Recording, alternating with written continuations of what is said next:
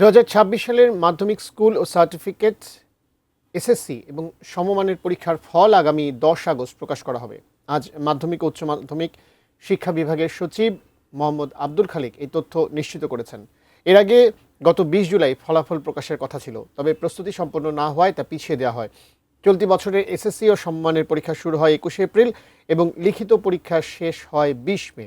পরে অনুষ্ঠিত হয় ব্যবহারিক পরীক্ষা। এবছর ৯টি সাধারণ শিক্ষা বোর্ডের অধীনে এসএসসি, মাদ্রাসা শিক্ষা বোর্ডের অধীনে দাখিল ও কারিগরি শিক্ষা বোর্ডের অধীনে এসএসসি পরীক্ষায় ১৮,৫৭,০০০-এর বেশি পরীক্ষার্থী অংশ নেয়।